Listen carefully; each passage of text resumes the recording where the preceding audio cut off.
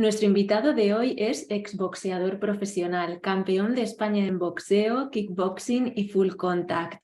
Dice que el boxeo le ha dado tanto que debería vivir 3 vidas para poder agradecerle todo lo que ha hecho por él. En el boxeo encontró lo que él llama los 5 superpoderes: constancia, sacrificio, disciplina, motivación y pertenencia al grupo. Y gracias a ellos ni su TDAH, ni su joven paternidad, ni las 15 fracturas de nariz han sido capaces de tumbarlo. Gracias a ellos consiguió convertirse en campeón de España y más tarde en entrenador. Fundó su propia escuela de boxeo y la fundación Fight Jero García de ayuda a la integración a través del deporte. Está convencido de que solo con educación se pueden ver las oportunidades que la vida te presenta. Dice que en la educación está la información y en la información está la solución. Fue presentador del programa de televisión Hermano Mayor y es autor de El boxeo es vida, vive duro, su primera novela autobiográfica. Hoy me acompañan imparables Jero García. Bienvenido, Jero. Muchas gracias por aceptar mi invitación y por estar aquí hoy conmigo en Imparables. Nada, muchas gracias a ti por querer escuchar a este pequeño aprendiz de entrenador de boxeo. Un placer enorme. Jero, ¿cuál es el primer recuerdo que tú tienes ligado al boxeo? ¿Cómo te inicias en esta disciplina? Yo el primer recuerdo que tengo es ir con mi abuelo de la mano a la Plaza del Pardo en todos los otoños, que eran las fiestas del pueblo de allí, del Real Sirio del Pardo, y íbamos a ver las veladas que había así en plan ya de final de verano, eso en mediados de septiembre. Ese primer recuerdo que tengo, con 6, 7 años. ¿Cómo decides empezar a practicar boxeo? Y sobre todo, ¿no? ¿Cuál es el momento en el que decides que se convierta en lo que va a ser tu trayectoria profesional deportiva durante unos años? Bueno, yo la verdad que bueno, sí lo decido, sí, pero no. ¿Qué quiero decir? Cuando yo decido hacer boxeo, no puedo hacer boxeo. ¿Por qué? Porque no encuentro ningún gimnasio de boxeo en Madrid. Así, eran épocas que no había internet y, lógicamente, las redes sociales menos y era difícil encontrarlo, porque era justo en el momento, en esos mediados de los 80, donde el boxeo estaba en el oscurantismo de la sociedad, estaba en el reverso tenebroso. O sea, fui incapaz de encontrar un gimnasio de boxeo en Madrid. Yo me acuerdo que había un club que era el Atlético de Madrid y yo pensaba que estaba en el Calderón. Ajá. Y me tiré 2 horas dando vueltas a ver si lo encontraba y no lo encontré, porque resulta que se llamaba Atlético de Madrid, pero no estaba ahí. O sea, eso. Y entonces tomé esa decisión y al final no me metí a taekwondo. Me metí a taekwondo porque no encontré el gimnasio de boxeo. Y luego con el tiempo del taekwondo pasamos a los deportes de contacto, el kick, el full, el thai, y ya desde ahí el boxeo empezó un poco a reflotar y ya a partir de ahí ya me pasé, pero fue como un paso natural, ¿no? Ya de estar pegando con puño y pierna a pasar solo al puño porque realmente era lo que yo quería en mi juventud. ¿Qué fue lo que te enamoró del boxeo? Lo que me hizo sentir, realmente. O sea, a mí de niño me hizo sentir algo, ¿no? Que era como ver a 2 superhéroes ahí encima, ¿no? Sin camiseta, un poco sudando, ensangrentado, jugándose la vida. Eso me enamoró, ¿no? Porque yo creo que son los últimos gladiadores de la época, ¿no? Los boxeadores son los últimos gladiadores. Y me enamoró y eso se quedó ya en mi psico. Y luego cuando empecé a practicarlo, pues bueno, los deportes de contacto, las artes marciales, pues me enamoran porque al final, cuando yo estoy haciendo este tipo de deporte, estoy ahí y estoy ahora, no estoy en ningún otro lado. Y como has comentado antes, cuando eres un desequilibrado emocionalmente, en este caso provocado por mi TDAH, cuando yo consigo estar aquí y ahora, o sea, casi como el rollo de la meditación, me hace estar en paz, ¿no? Yo siempre digo que encontré la paz entre los golpes, ¿no? Y así es. Oye, por un lado, en tu carrera me gustaría analizar contigo un poco lo que fue tu trayectoria profesional como deportista y también la de entrenador, que es en la que estás ahora sumergido. Y te contextualizo porque quiero hacerte esta pregunta y a ver si te apetece por las dos vías. La primera es, ¿cuál es el momento más duro al que tú te enfrentaste o los momentos más duros a los que te enfrentaste como boxeador? ¿Y cuáles han sido o son los a los que te estás enfrentando como entrenador y cómo los gestionas? Bueno, vamos a ver, como boxeador, el momento más duro pues, fue el de la retirada, ¿no? Ujú, Porque al final, aunque es una decisión que yo tomé por mí mismo y en el mejor momento de mi carrera, pero creo que fue el momento más duro. Lo que pasa es que, bueno, estaba preparado para ujú, asumirla, ¿no? Porque yo creo que eso es importante, ¿no? Que en el deporte, más que el deporte en sí o el camino o el trayecto que tú emprendes para llegar a un objetivo, es también aprender a cómo gestionar cuando ya no haya esos objetivos, ¿no? Y yo más o menos, cuando yo ya, como boxeador, era entrenador también, ¿no? Entonces yo empecé, quieras o no, a gestionarme un poco a nivel emocional que esto se iba a acabar. ¿Por qué me retiro? Bueno, pues siempre digo que porque dudé. Hay deportes, pues como el boxeo, como el kick, como cualquier deporte de contacto, deportes como el alpinismo, como el motociclismo, como el automovilismo, el paracaidismo, que si dudas, tienes muchas posibilidades de matarte. Y el ujú, boxeo es algo serio. En el boxeo no se juega. En el boxeo profesional, cuando subes a un ring, te estás jugando la vida. Y entonces yo empecé a dudar. ¿Y qué duda era esa? Pues si seguía como boxeador profesional al 100% o seguía como entrenador, que en ese caso yo incluso tenía ya boxeadores profesionales, como yo. ujú, Entonces tuve que tomar la decisión, pero es que la decisión fue la misma duda. mm, Pero bueno, la verdad que no me afectó demasiado, primero por la preparación que tuve pre-retirada, ujú. pero sobre todo porque en vez de dar un paso atrás, di tres. ¿Qué quiero decir? En vez de pasar del centro del ring y salirme del ring, me fui a la esquina. ¿Para qué?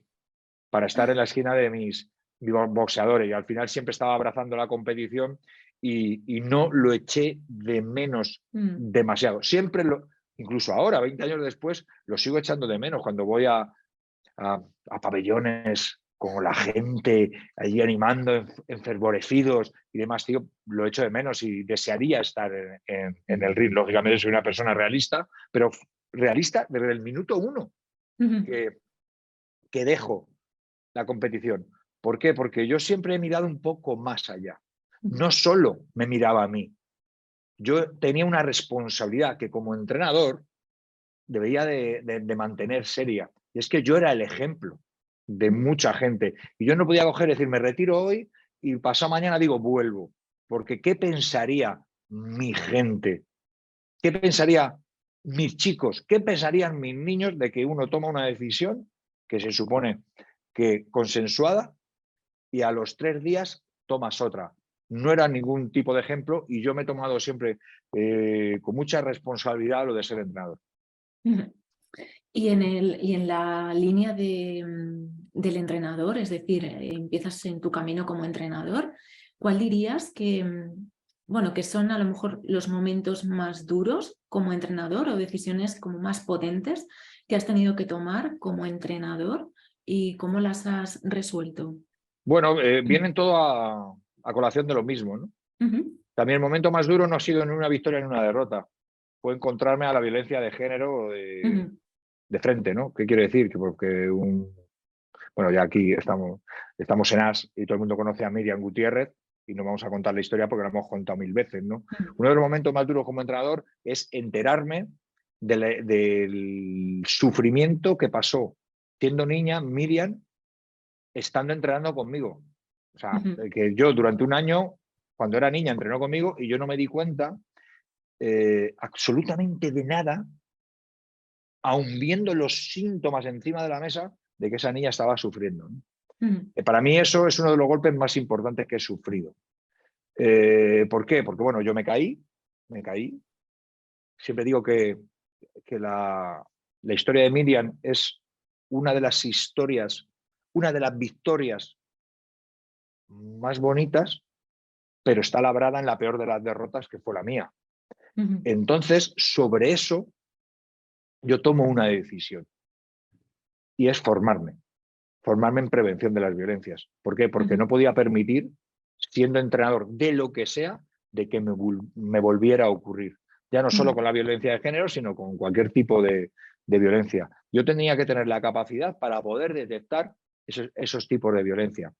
Y cambié mi objetivo. Mi primer objetivo era ser campeón del mundo. Después, hacer campeones del mundo. Y a partir de la historia de Miriam fue formarme yo e intentar formar a todos los entrenadores de este país para que no les pasara lo que me pasó a mí, ¿no? Ese es un poco, y en eso estoy. Por supuesto que quiero seguir teniendo campeones del mundo y sigo entrenando y sigo, por supuesto que sí, pero ya no lo veo como ese punto de objetivo claro y meridiano. Tengo otro, ¿no? Pero yo creo que al final eso es un poco el liderato, ¿no? Nosotros que tratamos con deportistas, ¿no? De tú a tú, a veces dicen, ¿qué es ser líder? Pues para mí ser líder es la persona que sabe fomentar y motivar a los que tiene alrededor en unos determinados objetivos, pero no solo fomentar esos objetivos, sino darle la capacidad de poder transformarlos. ¿Y qué mejor líder que el que se lidera a uno mismo? ¿No? Entonces, si yo soy capaz de hacerlo, pues posiblemente a través del ejemplo podré formar a otros, ¿no? Y me parece súper interesante lo que planteabas, ¿no? En cuanto a los objetivos, porque es verdad que inicialmente puedes llegar a tener unos objetivos, pero a medida que vas teniendo experiencias de vida, vas sumando, es decir, no es que vayas descartando objetivos, sino que quizá por esas experiencias lo que se hace es dar una mayor dimensión a ese objetivo que inicialmente pues es, como tú decías, ¿no? Pues igual es acompañar a que boxeadores se conviertan en grandes boxeadores a todos los niveles y que alcancen grandes logros y gestas, pero es que quizá también hay que meter ese matiz, ¿no? Y es cómo no estamos tampoco separados de lo que hacemos profesionalmente con cómo nos estamos desarrollando a nivel individual, ¿no? Y creo que es muy bonito y muy importante desarrollar esta habilidad para que al final tiene mucho que ver con esa escucha, ¿no? ¿Qué me está diciendo mi pupilo, ¿no? Pero a todos los niveles, no solo lo que está expresando verbalmente, sino quizá lo que está mostrando con sus gestos, con sus formas y cómo desde ahí yo soy capaz de desarrollar una escucha 360 en la que no solo escucho lo que me dice, sino lo que le está pasando y a partir de ahí cómo puedo ayudarle a todos los niveles, ¿no? Me parece muy potente y me parece súper potente además dar estas habilidades y estas herramientas a otros entrenadores porque es importante fijarnos en otros aspectos que no solo tienen que ver con el rendimiento deportivo per se, de alcanzar una victoria o de alcanzar un determinado resultado en un ranking, ¿no? Sino que va mucho más allá y es acompañar al final a la persona en su desarrollo completo. Mira, yo tuve una conversación larga que lo hicimos en una radio con Tony Nadal, ¿no? Y los dos tenemos las ideas muy parecidas, cada uno en su gremio, y aparte para mí Tony Nadal es Dios en la tierra, pero al final llegamos a la misma conclusión los dos, ¿no? Porque yo muchas veces a la pregunta de ¿tú qué prefieres? ¿Un boxeador educado o un campeón del mundo? Y yo siempre digo que un boxeador educado, porque teniendo un boxeador educado posiblemente tenga más posibilidades de que sea campeón del mundo. O sea, la educación es básica. Y para plasmar la educación y fomentarla, tienes que cundir con el ejemplo, ¿no? O sea, al final, digamos que es una dirección con dos sentidos, el suyo, el mío, el suyo. Yo antes cuando te he dicho que soy un pequeño aprendiz de entrenador, dices, joder, tú, que he tenido campeones del mundo, campeones de Europa, campeones de España. O sea, digo, sí, soy un pequeño aprendiz. Pequeño, ¿por qué? Porque hay que ser humilde. Siempre hay que ser humilde porque tienes que tener cuidado a quién pisas al subir, que te lo encuentras al bajar, pero sobre todo porque no hay que ser mejor que los demás. Tienes que ser mejor que ti mismo cada día, intentar sacar la mejor versión de ti mismo cada mañana, ¿no? Y aprendí, ¿por qué? porque el mejor maestro es, como has comentado tú anteriormente, el que aprende de sus alumnos, ¿no? El mejor entrenador es el que aprende de sus deportistas. El mejor padre es el que aprende de sus hijos. Totalmente, ¿no? Es que es muy, pero que muy cierto. No, lo comparto plenamente. Y además es que, fíjate, yo creo que en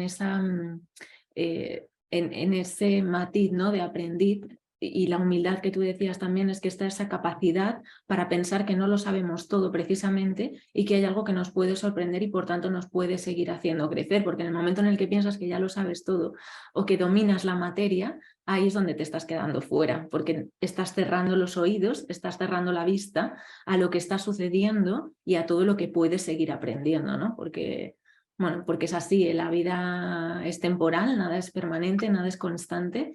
Y estar vivos, estar despiertos, estar abiertos a escuchar esos cambios, esa impermanencia, creo que es lo que, bueno, pues al final hace que los grandes deportistas, como decías, ¿no?, lleguen a ser grandes deportistas, grandes figuras, porque tienen esa capacidad, ¿no?, de escucha y de, importante, la educación, ¿no?, de poder asimilar y entender lo que le está llegando, ¿no?, como profesional y como persona. Así que sí, sí. Uno de mis axiomas principales en mi vida, como frase de cabecera en mi mesilla, es: el día que deje de aprender, dejaré de enseñar. Totalmente, es que es así. Es así, o sea, el día que nos cerremos a eso, ese día habremos dejado de poder aportar. Oye, Jero, ¿qué valor crees tú o qué importancia crees tú que tiene la preparación mental junto con la física, la técnica, la táctica? Hablamos mucho, ¿no?, de, bueno, cómo enfocarse en esos aspectos a nivel técnico, físico, táctico, y muchas veces yo he hecho en falta, quizá porque es mi área de expertise, ¿no?, es esa importancia a la preparación mental en un deportista, ese entrenamiento, ¿no? ¿Cuál es tu opinión? ¿Y cómo lo enfocas tú con los deportistas con los que trabajas? Yo creo que esto es una mesa de 4 patas. Una mesa del deportista, sobre todo de élite, es una mesa de 4 patas.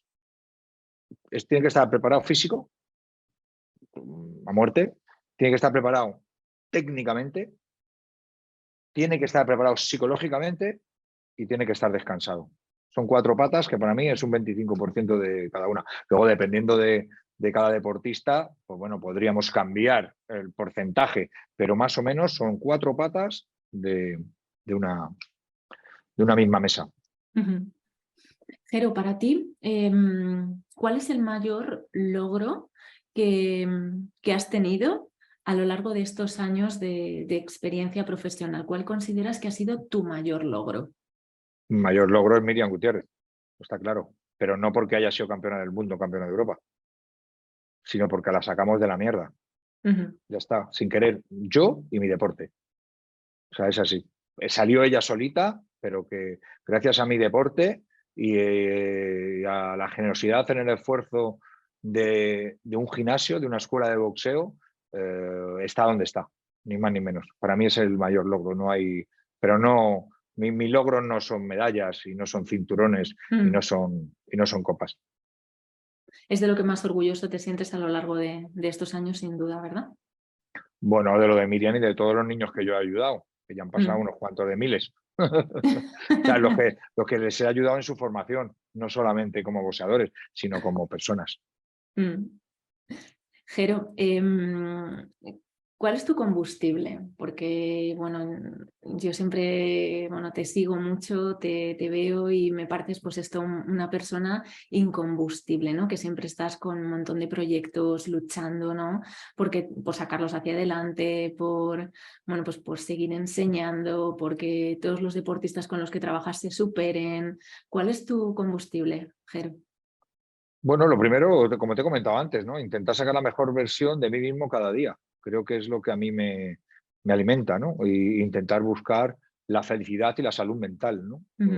Es lo que busco. Y entonces a mí me mantiene equilibrado el estar trabajando y estar hacendoso. Y es lo que hago. Es lo que hago. Justo te iba a preguntar que cómo encuentras el equilibrio, ¿no? Y para ti el equilibrio está en mantenerte activo y en mantenerte con esos objetivos claros y con determinación, ¿no? Claro, yo al final tengo que entrar siempre en el círculo dopamínico Pues porque es así. O sea, yo digamos que de fábrica ya vine con un desequilibrio y con un trastorno, y entonces, bueno, cuando empecé a conocerlo y empecé a tener experiencias sobre él y tener grandes conocimientos, supe y tuve claro que lo mío es estar en movimiento. Jero, ¿cuál dirías que es para ti la clave del éxito? Y aquí quizá tenemos que hacer una siguiente pregunta de qué es el éxito, ¿no? ¿Qué es el éxito para ti y cuál dirías que es para ti la clave? Bueno, yo creo que el éxito está en el equilibrio y en la salud mental, sobre todo en los tiempos que corren. Creo que ese es el verdadero éxito. Y el mío, mi verdadero éxito, es seguir siendo feliz cada vez que abro la puerta de mi garaje, que es la escuela de boxeo, toda la mañana. O sea, me entiéndeme, todo el mundo ve el éxito de otra manera, ¿no? Cuando estaba en televisión, cuando tengo millones de seguidores, eso es algo secundario. O sea, es absolutamente secundario. Creo que la felicidad es el día a día, es el camino, es el trayecto, es lo que te digo, poder levantarme todas las mañanas e ir con una sonrisa en la boca a abrir la puerta de mi gimnasio. Y soy feliz ahí, y soy feliz como ayer con una ponencia con 1.200 niños intentando tocarles el corazoncito para poder en un momento dado ayudarles en su formación y en su educación, ¿no? Eso es lo que me va haciendo feliz cada día. Qué importante, ¿no? Es poder brindarles esas experiencias a los niños pequeñitos, ¿no? O sea, a mí es una de las áreas que también me preocupa y me ocupo en ella, porque creo que ahí es donde está la clave, ¿no? O sea, en que esos niños desde muy pequeñitos reciban ya esa educación, reciban ya esos conocimientos para, como tú dices, ¿no? Rascar, tocar un poquito ese corazoncito y que se planteen, ¿no? Que, bueno, pues que hay ciertos aspectos o ciertas cuestiones que están ahí, y cómo poder ayudarles, creo que, pues que es parte de lo que formará una mejor sociedad. Así que, felicidades, qué guay. Esa es una bonita y ardua misión, pero es muy bonita. O sea, poder llegar a esos críos contándole historias y que ellos se acongojen, que ellos lo noten, que les rasgue el alma, eso es lo más bonito, porque yo siempre digo que lo que se queda no es lo que quieres o lo que ames, no, es lo que te toca. Es Lo que te verdad. toca ahí, eso se queda para siempre. Y yo, gracias a Dios, se me da bastante bien tocar eso. Emocionar. Exactamente. No quería definirlo así, pero se me da bien. Yo me emociono y emociono. Y entonces eso es bonito. Yo tengo una llave que sería egoísta si no la utilizara. Qué bonito, Jero. Gracias. Oye, ¿cuáles son tus retos profesionales actuales? ¿En qué andas metido? Cuéntanos. Bueno, yo ahora mismo estoy con la nueva campaña de Sport vs Bullying, deporte contra el acoso escolar, porque está, la verdad que no solamente el acoso escolar, todas las violencias están muy desatadas, por la razón que sea, y yo creo que tengo una de las formas para poder mitigarlo y sobre todo para poder prevenirlo, ¿no? Que es ir al centro del volcán, al nicho del dolor, que son los colegios. Y entonces ahora la idea, pues ahora estamos intentando recaudar dinero de las grandes empresas a través de su responsabilidad social corporativa, de lo que te comentaba, que voy la semana que viene a la Fundación La Caixa por el tema de las subvenciones, que realmente son los que más me ayudan. Y de aquí les mando un abrazo enorme a la Fundación La Caixa y sobre todo a Acción Social Sur, que son los que siempre están ahí echándome una mano. Y lo que intentamos es eso, que deportistas que en mayor o menor medida hayan sufrido acoso escolar me acompañen a los colegios para poder hablar con esos chicos, ¿no? Ahí a través de un documental que sacamos que se llama Somos Únicos, pues intentar un poco exhibir el documental, que toca mucho corazoncito, y luego contar nuestras experiencias. Y para eso, pues realmente hace falta dinero. Entonces, porque oye, realmente ahora el deportista no está bien pagado. Entonces, si yo puedo ayudar a muchos de estos deportistas a que encima que, oye, que lo han pasado mal en un momento dado de su vida, y yo puedo ayudarles a nivel económico, ¿cómo no voy a hacerlo, no? Sí, porque además, y fíjate que además 3 líneas de ayuda, ¿no? Esta que mencionas, y luego la parte de concienciación, ¿no? De mostrar esa información de hacer accesible esa información y una tercera pata que es esa transformación. Es decir, una vez que ese mensaje ha llegado, te cuidas mucho la forma en la que llega ese mensaje, te aseguras que llega, pero además luego eres capaz de sostenerlo, ¿no? Como decías, ¿no? En ese momento en el que charláis con ellos y estoy segura, ¿no? Pues que si algún niño se ha sentido así o se siente así, pues me parece que probablemente sentirá, ¿no? Que ahí puede haber unos profesionales que le pueden escuchar al menos o que han pasado ya por ahí y que no se lo quede guardado, ¿no? O sea que me parece fantástica la idea, así que, jo, No, felicidades. y que es importante, por ejemplo, que todo el mundo critica muchas veces las redes sociales. Sí. También tenemos que reconocer que a veces las redes sociales funcionan bien para otras cosas, ¿no? Y por Sí. ejemplo es esta. Hay muchos niños que pasan por estas charlas y lógicamente el miedo a lo que digan los demás, Justo. nadie te va a decir nada, pero luego saben que tienen mis redes sociales para cualquier consulta, Eso ¿no? es, justo, es ese soporte, ¿no? Es decir, esta persona está Exactamente. aquí, que me parece importantísimo. Oye, Jero, hasta aquí la parte de entrevista para conocerte en la parte profesional y estas cosas. Quería lanzarte 4 preguntas para conocerte más en tu faceta personal. ¿Te apetecen? Sí, yo encantado. Ya sabes tú que como yo he sido entrevistador, tú puedes preguntar lo que tú quieras, que yo contestaré lo que me dé Lo la que me gana. apetezca. Oye, Jero, ¿cuál es tu peli favorita o tus pelis favoritas? Bueno, mi peli favorita, claro, tiene que ver bastante con el boxeo, ¿no? Boxeo. Para mí es una que es On the Waterfront, de Elia Kazan, con joder,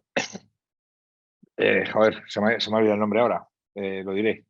Se me ha olvidado el nombre, con Marlon Brando, por Dios, se me había ido un lapsus. Me parece que On the Waterfront es la bomba. Bueno, aquí en España, ¿cómo se llamaba? Tiene otro nombre, ¿no? Pero bueno, para mí es On the Waterfront. Y luego The Boxer. The Boxer. Creo que es una gran película de Gene Sheridan con Danny DeLuise, que para mí es la mejor película de boxeo de la historia, ¿no? Como arrimo el asco a mi sardina, ¿eh? ¿Te das Ya cuenta? veo, ya, mira, fíjate, he buscado On the Y, Waterfront y es Nido de Ratas. bueno, pero Nido de Ratas así se llamaba en Sudamérica. En Sí, Sudamérica. sí, no, búscalo, ahora que lo tienes ahí. La ley del silencio, ¿puede Eso, ser? en España fue la ley del silencio, la ley del silencio. La ley del De silencio. guión de Schubert, sí, sí, Ujú. dirigido por Elia Kazan. Sí, ya veo que tiras para casa, ¿eh? No, no, ya, yo tiro para casa. No, hay grandes maravillas, ¿no? Digamos que cinematográficamente Ujú. hablando, ¿no? Yo qué sé, en España, por ejemplo, creo que el Crack, la uno, el Crack Ujú. es el sumum del cine, ¿no? Y también hay boxeo, ¿no? Bueno.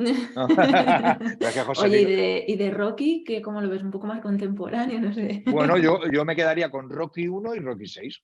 Ya, Rocky 1 es Está muy bien, fantástica, es verdad. me enseñan algo, me dicen, me llevan, me acompañan. Luego las Sí, otras son una auténtica porquería, pero bueno. Pero las coreografías están muy bien, ¿eh? están muy bien hechas. Oye, Jero, ¿con quién te gusta o te gustaría compartir una conversación de estas potente? O definamos potente, o sea, una conversación de estas que, bueno, pues que sea como muy enriquecedora, ¿no? Yo ya la he tenido, ¿Con quién? con Tony Nadal. Ay, Tony, es que es fantástico. Yo Yo tengo la he muchas tenido. ganas de Y entrevistarlo. luego me queda otra pendiente que con Pérez Reverte.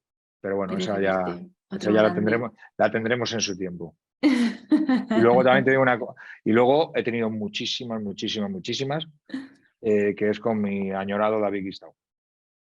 Que para Mm, descanse.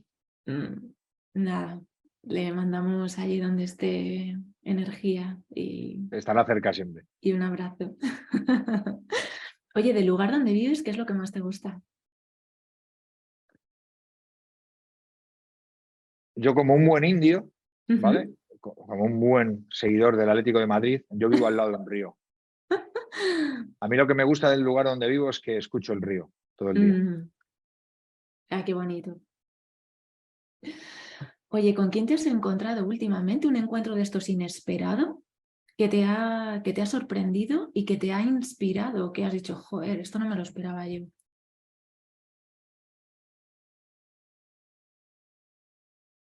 Pues ahora mismo no caigo. ¿O Ahora con quién mismo. te gustaría? ya nos has dicho que, bueno, pues que comprar y reverte te molaría. Así, algo que me ha sido inspirador y Sí, que me ha enriquecido y que me he sí. sentido muy a gusto fue estar con Dani Martín. Ujú, Yo a Dani le conozco hace mucho tiempo, gracias a mi amigo, a Pablo Navascués, que es su entrenador y demás y tal. mm, Y es una cosa muy bonita porque ellos fueron a Mallorca, yo veraneo allí ujú, y pasé el día con ellos, ¿no? Y ver la forma que transmite a miles y miles de personas, desde ujú, la bondad y de la humildad que tiene Dani Martín, eso mm, es algo que me inspiró y digo, de todo el verano, ujú, lógicamente el estar con mis hijos y con mi mujer es lo más grande, ¿no? Pero ujú. quitando todo eso, lo más inspirador que he tenido en todo el verano ha sido ese día que pasé ahí con Pablo y con Dani. Por esa capacidad, ¿no? Que decías de Sí, transmitir y de pues llegar. no, porque esa humildad, esa valentía de ponerse ahí con 10.000 personas, Ya. ¿no? Cómo cuida a su gente, cómo no, no sé, me pareció algo fantástico y maravilloso. Pues, Jero, muchas gracias. Hasta aquí la entrevista. Espero que te hayas sentido cómodo. Para mí, como te decía, es un regalo. Así es que millones de gracias y estamos en contacto. Y la próxima semana, si todo va bien, nos vemos. Venga, lo tenemos. Un besito. Cuídate.